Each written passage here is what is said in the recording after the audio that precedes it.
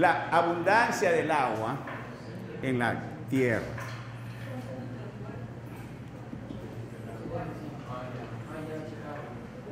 A ver, ¿qué tanto tenemos de agua?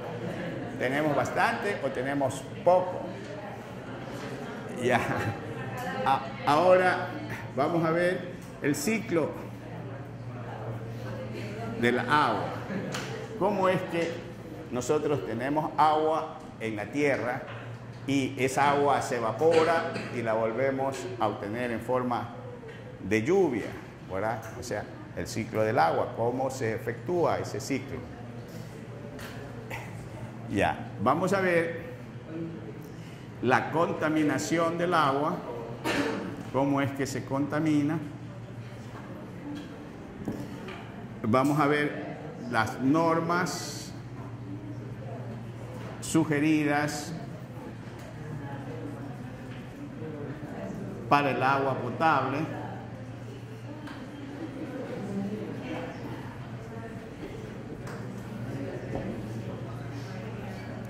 Y vamos a ver los tratamientos de agua.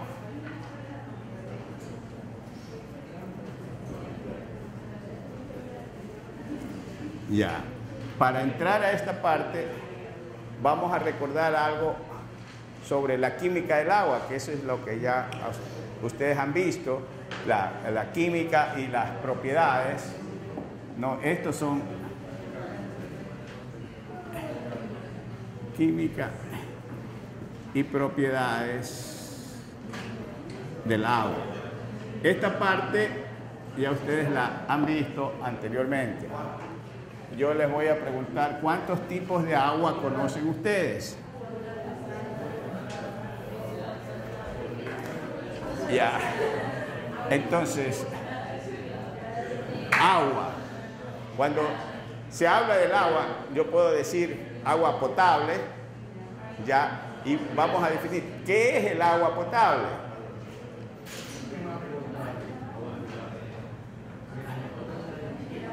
Ya, después tenemos agua dura, agua pesada, y también han oído hablar del agua regia, ¿verdad? Tal vez usaron en el laboratorio agua regia. Ya, primero, veamos el agua. Cuando nosotros decimos agua, la fórmula que nosotros empleamos es ¿cuál? H2O. ¿Sí? Pero cuando nosotros decimos H2O, este H ya tiene 3 isótopos. Entonces yo en el agua puedo tener protio, puedo tener deuterio o puedo tener tritio. Puedo tener en esta agua. También del oxígeno, yo puedo tener oxígeno 16, o puedo tener oxígeno 17, o puedo tener oxígeno 15. Y ya de ahí yo puedo obtener diferentes tipos de agua haciendo estas combinaciones, ¿verdad? Y si tengo esas combinaciones, cada una de esas combinaciones va a tener una propiedad particular. ¿Sí? Ahora, la fórmula cuando yo digo de agua es H2O, pero la molécula, ¿cómo se configura la molécula de agua? Si yo tengo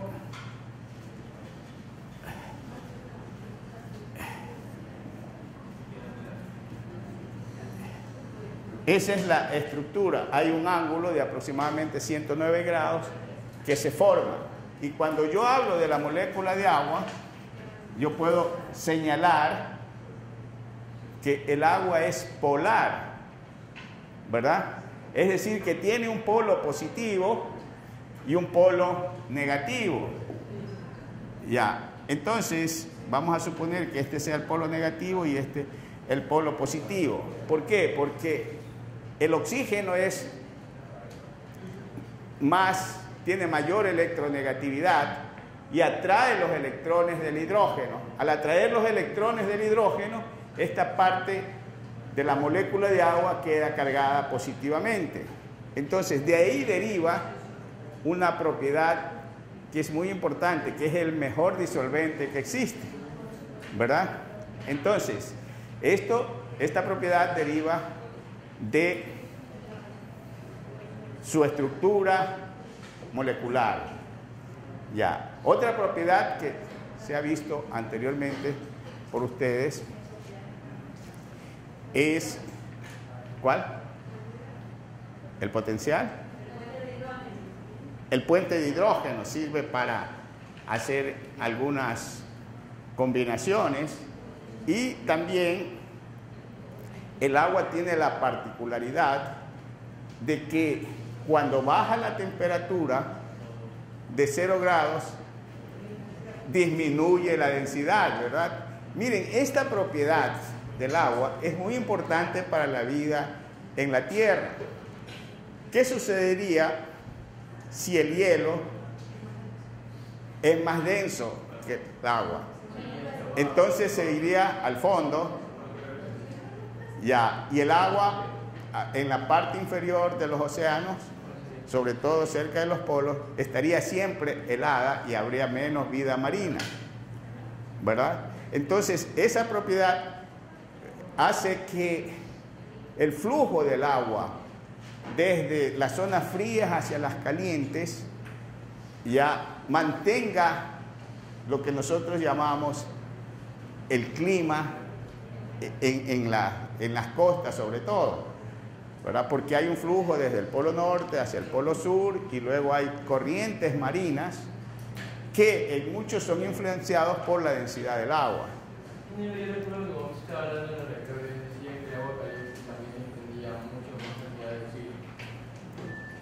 No, el agua tiene una propiedad de que puede mantener oxígeno disuelto, y habíamos dicho que esa cantidad de oxígeno disuelto está entre 8 y 10 partes por millón para el agua pura. Generalmente está entre 8, 9, ya 10 es muy poco, pero puede existir hasta esa cantidad.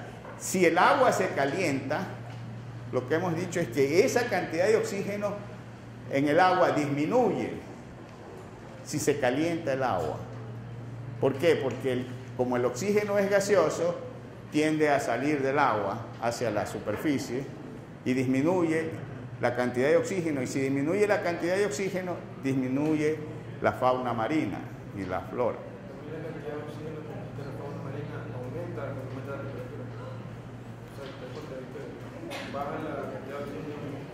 A ver, lo que tú dices es para que oigan los demás, ¿no? Tú dices, si baja la cantidad de oxígeno en el agua, ¿qué sucede? Si aumenta la temperatura, los animales necesitan más oxígeno. Y como aumenta la temperatura, también baja la cantidad de oxígeno en el agua.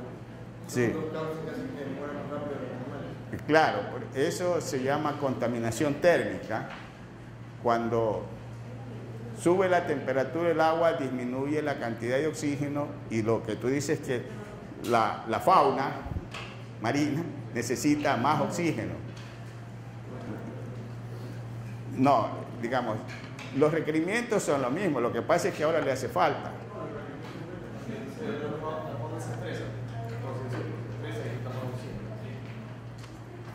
Ya, digamos, si cambian las condiciones, va a cambiar los requerimientos. Ya, correcto. Entonces, lo que vemos es que el agua tiene ciertas propiedades que, si no existieran, el mundo fuera diferente, sobre todo la vida en la Tierra fuera diferente. Sabemos que necesitamos todos del agua. Por nuestra constitución tenemos más del 60% de agua en nuestro cuerpo, ya, pero sin embargo a veces no apreciamos el agua, solamente cuando tenemos sed, pero debemos cuidar el agua, eso es lo que debemos concluir. Estos son los recursos del agua. A ver, una breve historia, ¿no? Es decir, que ustedes probablemente no han vivido antes de 1970, ¿verdad? Entonces, pero ahora ven que el mundo está en una situación que se viene gestando desde hace mucho tiempo, ¿no? Unas veces por causa del hombre y otras veces por causas naturales. Ya, a ver, vamos a ver, ¿qué es lo que tú puedes sacar en conclusión de ese párrafo que está ahí? A ver, léelo, en voz alta. Durante la década de 1970, las sequías de consideración afectaron a un promedio de 24.4 millones de personas al año y crearon grandes números de refugiados por el ambiente. La tendencia continuó en las décadas de 1980 y 1990. Al menos 80 países áridos y semiáridos, en donde vive casi 40% de la población mundial, experimentan ciclos de sequía que pueden durar varios años. En zonas con escasez de agua, muchas mujeres y niños tienen que caminar largas distancias todos los días, cargando pesadas vasijas y cargas, para llevar a su familia una magra cantidad de agua, a veces contaminada. Bueno, esto que se dice aquí en forma general en el mundo ocurre en nuestro país, ¿verdad? Hay muchos sitios donde no hay agua y la gente tiene que caminar bastante para conseguir un poco de agua dulce, ¿no? Entonces, esta situación ¿va mejorando o tiende a agravarse? Tiende a agravarse. ¿Nosotros podemos hacer algo o no? Claro que podemos hacer y bastante. Es decir, por muy poco que hagamos, siempre será bueno hacer algo. Hay personas que hacen pozos especiales, que funcionan con molinos y calor, para que se extraiga directamente de los pozos que están subterráneos. Sí. Ustedes han visto ahí por matemáticas está un sistema para extraer agua de pozo. ¿Sí lo han visto? Si no lo han visto, pasen por ahí, donde está cerca del comedor ese que hay ahí por matemáticas. Allá afuera está un tanque y que con una soga puede sacarse agua de un pozo. Vean cómo funciona eso. Ya, vamos a ver lo siguiente. Ya. A ver, usted niña, lea esa parte. El agua será el tema principal de política exterior para países con escasez de agua a partir de la década de 1990. Casi 150 de los 214 millones de sistemas fluviales en el mundo son compartidos por 2 países, 50 por 3 de 10 países. En conjunto, estos naciones contienen el 40% de la población mundial y con frecuencia entran en conflicto respecto a derechos sobre el uso de esta agua. Bueno, se dice el agua va a ser más importante que el petróleo, ya, y ya ha habido conflictos, tanto internacionales, es decir, entre dos países, como dentro de un mismo país por el recurso de agua. Aquí está pendiente la ley de aguas, ¿sí? Y ha habido muchos conflictos, porque personas que viven en las partes altas, el agua va bajando y ellos represan el agua y la llevan, como quien dice, para su molino. ¿Y qué pasa con las personas que viven un poco más abajo, ¿no? Más distantes de las fuentes de agua? Se quedan sin agua. Entonces, eso no puede ser permitido. Ese es un conflicto que hay. Y el otro es el derecho que tienen algunas empresas para el uso del agua, ¿no? Una de ellas es la minería, que contamina el agua, y otras como las empresas hidroeléctricas, ¿no? Y ustedes saben que hay países que tienen compartido el uso de los recursos hídricos, que es el caso de Brasil, de Paraguay, que comparten una represa. Entonces, el caso de Ecuador, que en la frontera con Perú tiene los ríos que van a irrigar el Perú, la parte árida del Perú, pero ya hay convenios para controlar esto. Vamos a ver el siguiente. Ya, estamos hablando de la década del 70 y podemos hacer comparaciones con la situación de ahora. A ver tú, lee en voz alta. Durante la década de 1970, las inundaciones afectaron a 15.4 millones de personas al año, causando pérdidas de decenas de miles de millones de dólares en el año a propiedades. Esta tendencia continuó durante toda la década de 1980. En la India, por ejemplo, las pérdidas en esa década? Ya, si comparamos lo de esta década, de los años 70, con lo que está ocurriendo ahora, especialmente hay dos clases de problemas. Una son las sequías y otra las inundaciones. Ya, y en el Ecuador se han visto casos, ya ocurrió hace 2 o 3 años, que se declaró emergencia por sequía. Se asignaron recursos y cuando ya salieron los recursos vinieron inundaciones.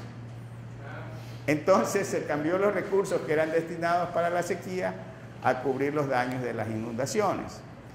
Entonces, ¿qué es lo que nos hace pensar esto? Que el clima ya ahora está muy variable, no lo podemos controlar y estamos abocados a sufrir sequías o inundaciones en un plazo muy corto. La última sequía que hubo en los Estados Unidos, antes del huracán Sandy, más de 30 estados de los Estados Unidos fueron declarados en emergencia por la sequía. Y después de eso, ¿qué viene? La tormenta Sandy, donde más de 6 millones de personas fueron afectadas y aproximadamente 75 mil millones de dólares en pérdidas. Ya. Y como Estados Unidos es uno de los grandes productores de trigo, el trigo subió en todo el mundo y siguen subiendo los alimentos a causa de estos desastres naturales que ocurren en todas partes del mundo. Entonces, eso solamente para hacernos reflexionar que debemos cuidar el agua y que todos debemos participar de este problema, pero como solución del problema, no para aumentarlo. A ver, la siguiente, niña. Ya, ahora veamos aquí el ciclo del agua. Por ejemplo, en el río Ganges se depositan los aguas residuales y en esos mismos ríos se regresan a constructores espirituales que esa gente se baña y por eso aumenta la mortalidad infantil porque se bañan y se alimentan de ese agua. Se bañan en ríos contaminados. Sí. Sí, eso en todas partes del mundo se están viendo ese tipo de problemas. Ya vamos a ver el tratamiento de aguas para ver cómo se puede remediar eso.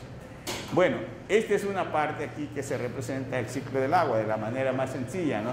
Se evapora, forma la lluvia y hay filtraciones y ustedes pueden ver que pueden formar ríos subterráneos, ya que también corren el peligro de ser contaminados, como ocurrió aquí con las camaroneras, ¿no? Que contaminaron con agua salada lo poco de agua dulce que había en la península. A ver, vamos a la siguiente. Ya, ustedes ven ahí parte del proceso de filtración, como por percolación y filtración, el agua de la superficie va hacia abajo y puede formar ríos subterráneos o lagos subterráneos de donde se puede sacar agua. A ver, la siguiente. Ya, esta es la abundancia del agua. Fíjense, de 100 litros de agua, porque uno dice, desde la escuela le enseñan que de las 3/4 partes del globo terrestre están recubiertas de agua. Entonces uno puede pensar que hay mucha agua. Pero de todo el agua que hay, si tomamos 100 litros, apenas el 3% es agua dulce. Y de ese 3%, no todo está disponible, sino el 0,5% del agua dulce es la que está a nuestra disposición, porque el resto de agua está en forma de hielo, por ejemplo, en los polos, que ahora se están derritiendo. Y ahí ese va a ser un problema. Y del agua que realmente tenemos a disposición son el 3 milésimas por ciento. O sea, de 100 litros de agua, apenas tendríamos una cucharadita de agua disponible. Esa es la realidad en cuanto al recurso agua. Entonces, no hay que dejarse engañar pensando de que como en el globo terráqueo hay 3/4 partes de agua que recubre, hay mucha agua, no, hay poquísima agua y esa agua es la que a veces la desperdiciamos, ¿no? Aquí están los procesos de transpiración de las plantas que luego se va a las nubes y luego vuelven a caer, ¿no? Y entonces se va formando este ciclo del agua. A ver. Ya, a ver, allá al último. ¿Qué dice esto? El agua de mar cubre el 71% del globo y representa el 97.2% del agua de la Tierra. El agua de mar es salada y no se puede beber. El 2,8% restante es agua dulce, de las cuales el 2,1% se haya formado en parte de glaciares y masas de hielo, y menos del 1% es agua subterránea. Solo queda pues una pequeña parte en forma de lagos, ríos y en la atmósfera. El agua se mueve constantemente entre el mar, la tierra, las plantas y la atmósfera, en un proceso llamado ciclo hidrológico o ciclo del agua. La mayor parte del agua que hay en la atmósfera se ha evaporado del mar. Cuando el aire húmedo asciende y se enfría, se forman las nubes. Si crece suficientemente, las nubes pueden producir precipitaciones. Las precipitaciones o bien llegan al suelo y a los lagos, corrientes y ríos, o bien se evaporan en el aire. Las plantas absorben el agua del suelo gracias a las raíces. Finalmente el agua pasa al aire a través de las hojas, es un proceso que se conoce como transpiración. El agua de los ríos y los lagos también se evapora, vuelve a caer a la tierra como precipitación y es absorbida por el suelo. El ciclo del agua se completa cuando esta retorna al mar a través de los ríos y la corriente subterránea. Ya, aquí vemos que el agua la adquieren las plantas a través de las raíces. Y por eso es que vimos que la aplicación de radioisótopos para ver a qué nivel debemos poner el agua para que lo absorban las raíces es muy importante. En Israel se desarrolló el riego que está, digamos, para los sitios donde no hay agua, le ponen el agua por gotas, el riego por goteos. Es decir, que al pie de la planta le ponen una manguera donde va cayendo el agua, con el objeto de que el agua no se desperdicie. Aquí nosotros tenemos tanta cantidad de agua, parece que ustedes ven que hay aspersores y, por ejemplo, esos aspersores riegan las plantas a mediodía, lo que no debería hacerse, porque a esa hora se evapora mucha agua, ¿verdad? Y se aprovecha poca agua en las plantas. El riego podría ser muy por la mañana o por las noches, ¿no? Para que se evapore menos cantidad del agua que estamos poniendo a través de los aspersores. Entonces el riego por goteo fue una solución para los israelitas que no tienen agua, pero aquí también se ha aplicado en sitios donde no hay mucha agua. Bueno, aquí hay otras láminas donde tenemos nosotros el proceso de evaporación, de transpiración y de filtración del agua hacia la parte interior. A ver, veamos la otra.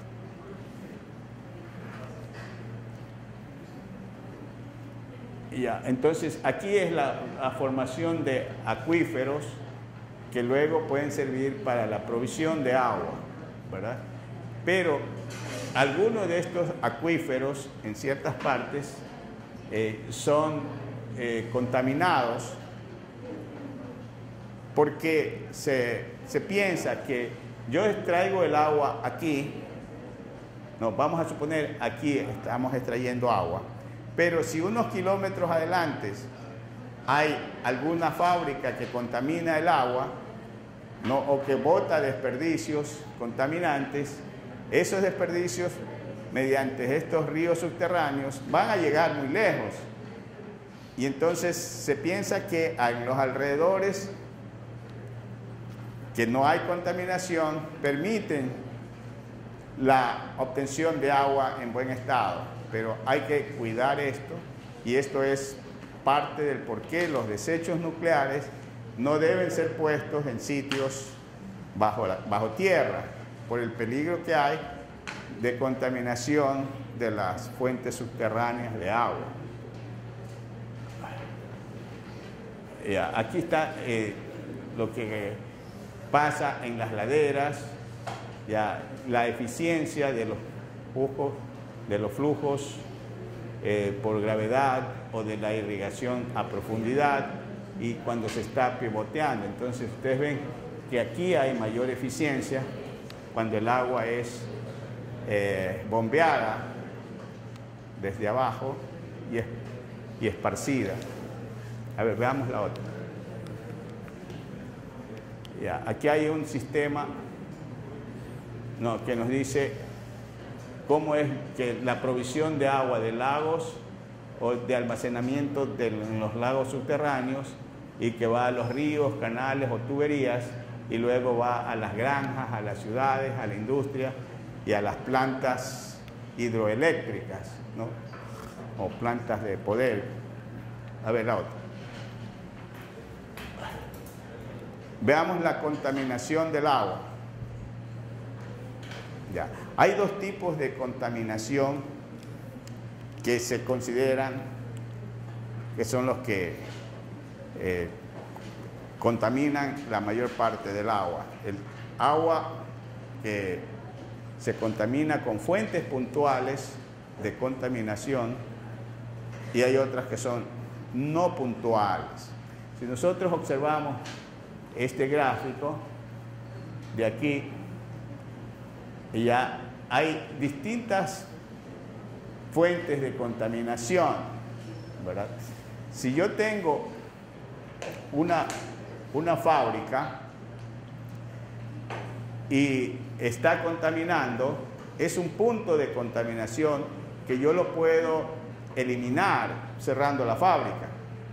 Entonces ese es algo puntual, un punto de contaminación que puede ser fácilmente eliminado.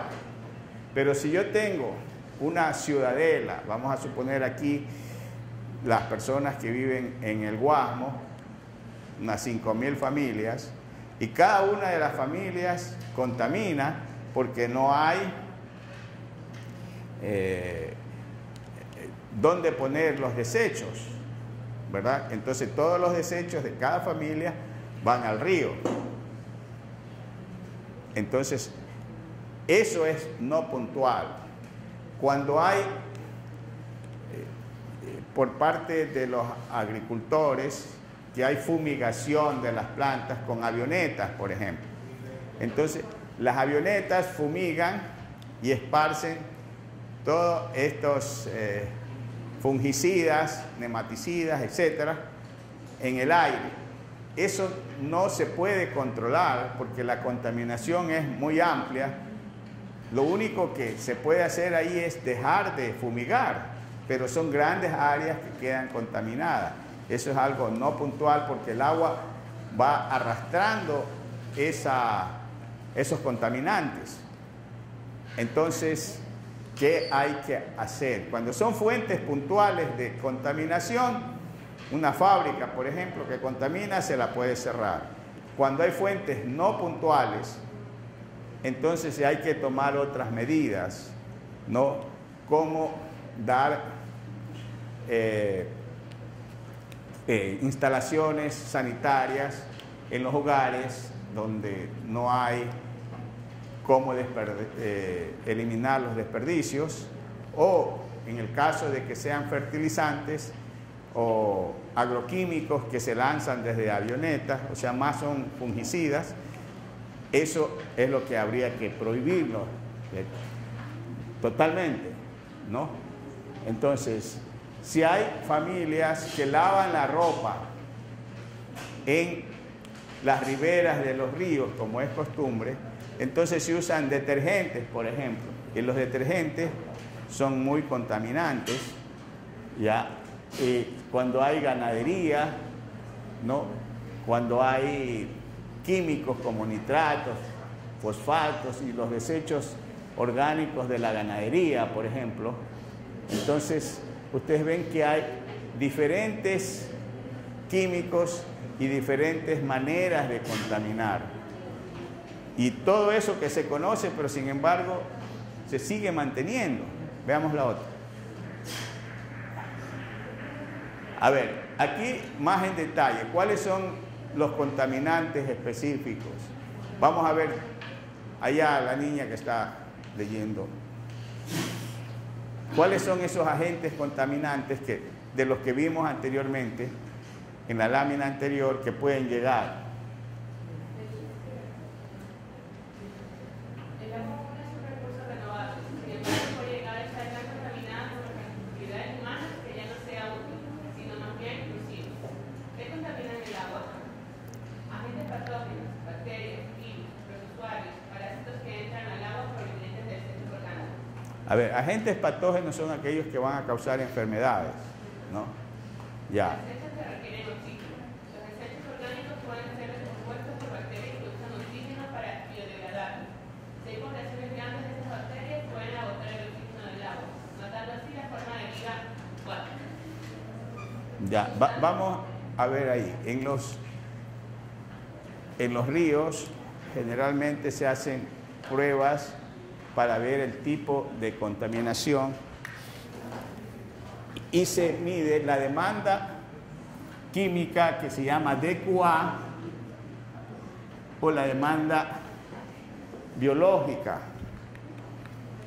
DBA. Ya, entonces, demanda química de oxígeno,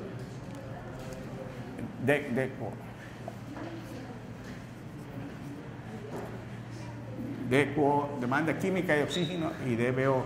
Ya. Cuando nosotros tenemos sustancias químicas en el agua que pueden formar compuestos con el oxígeno, por ejemplo, si tenemos azufre, ya, más oxígeno, me va a dar el CO2. Si tenemos el ion nitrato, ya, más oxígeno, ya, entonces nosotros tenemos que se va a formar compuestos orgánicos e inorgánicos, ya, y a esto es lo que nosotros llamamos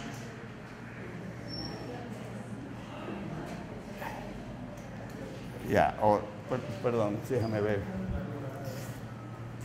Aquí vamos a poner los elementos nada más.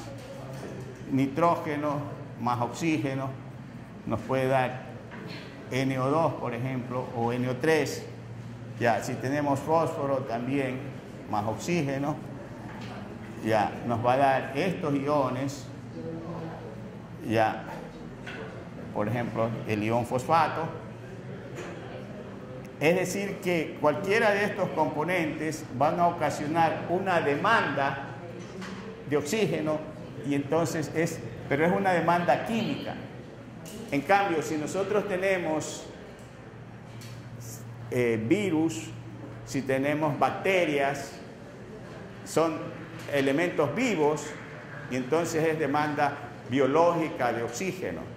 Y eso se mide haciendo pruebas de demanda química o biológica que se hacen en laboratorio tomando muestras del río o del lago donde se quiera hacer la prueba. A ver, la siguiente. Sustancias químicas inorgánicas. Ácidos, compuestos vegetales tóxicos, mercurio, plomo, que envenenan el agua. Los nutrientes vegetales pueden ocasionar el crecimiento excesivo de plantas acuáticas que después mueren y se descomponen, agotando el oxígeno del agua y de este modo causan la muerte de las especies marinas, zona muerta. Sustancias orgánicas, petróleo, plásticos, plaguicidas, detergentes que amenazan la vida. Sedimentos o materia suspendida,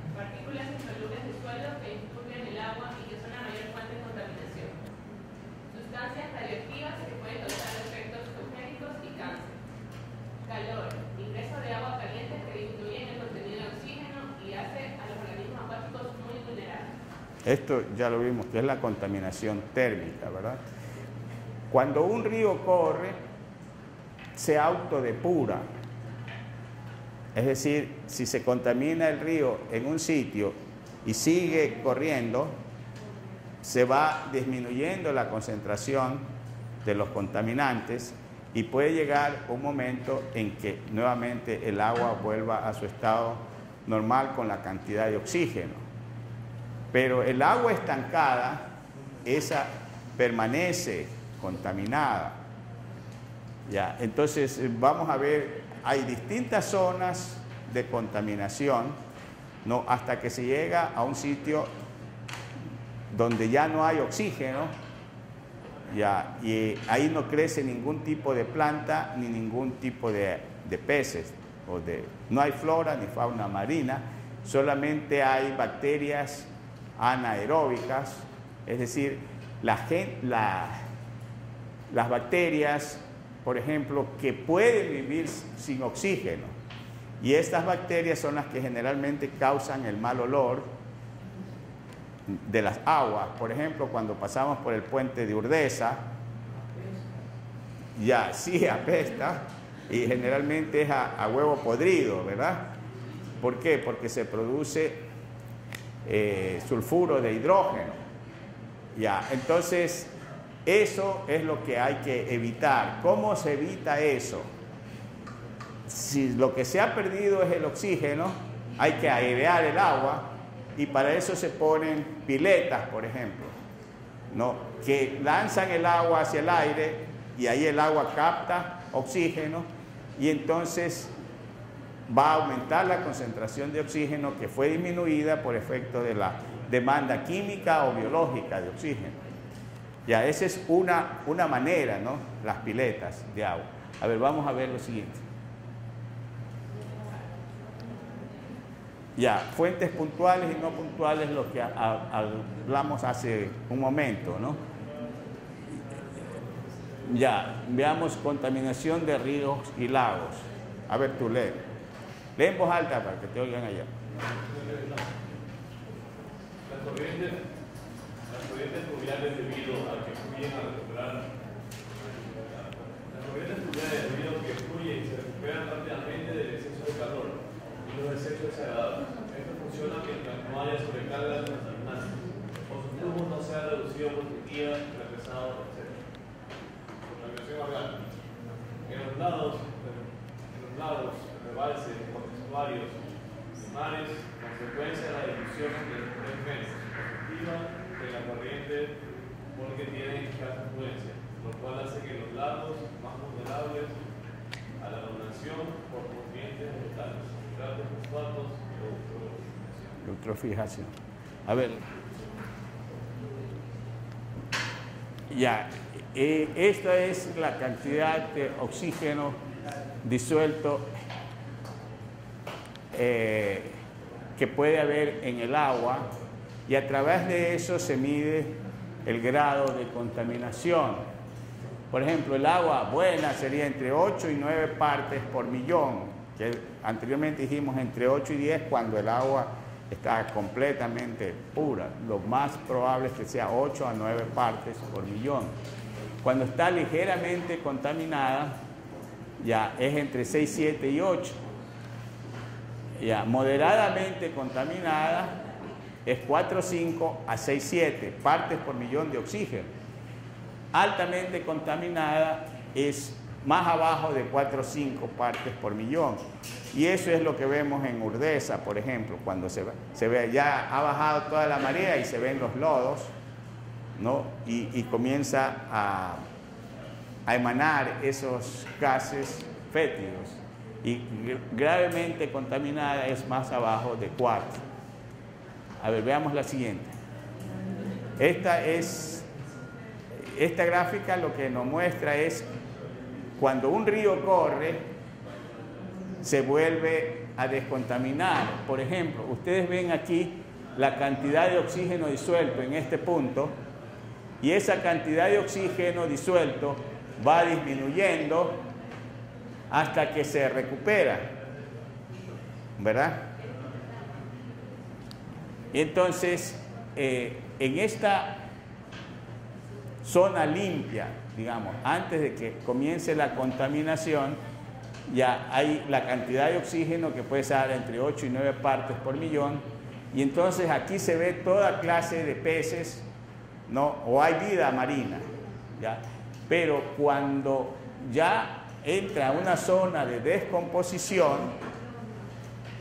ya solamente pueden vivir aquellos peces o aquella fauna que puede vivir con poco oxígeno.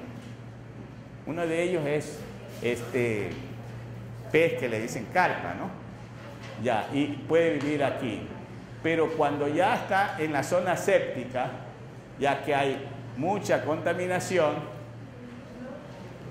ya en la medida en que, por ejemplo, aquí teníamos el oxígeno disuelto, cuando comienza la contaminación hay una gran demanda biológica de oxígeno, ya, y supera el oxígeno disuelto. Entonces se vuelve más acá, la cantidad de oxígeno disminuye hasta las zonas críticas que vimos anteriormente, que es menos de 4 partes por millón, y allí no hay ninguna clase de vida, solamente las bacterias anaeróbicas. Pero si el oxígeno vuelve a aumentar, ya se comienza a ver una zona de recuperación, ya donde comienza nuevamente a ver los mismos peces que había acá, y luego sigue aumentando la cantidad de oxígeno disuelto, y entonces hay la zona limpia nuevamente. Es decir, esta zona limpia se ve más abajo del río, nuevamente que se recupera. Esta es una recuperación natural, pero muchas veces los ríos no alcanzan todo este proceso, porque en lugar de recuperarse, se lo sigue contaminando. Bueno, veamos la otra. A ver, vamos a ver brevemente la potabilización. A ver, bajemos esto, mejor dicho, subamos esto, y después ya no alcanzamos a ver este cuadro. Yo les voy a explicar brevemente el proceso de potabilización, las partes principales. Apáguelo.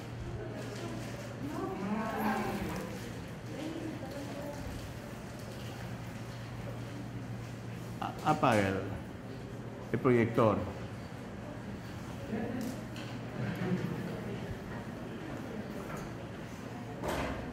Para el proceso de potabilización, nosotros tenemos que considerar qué es lo que llamamos agua potable.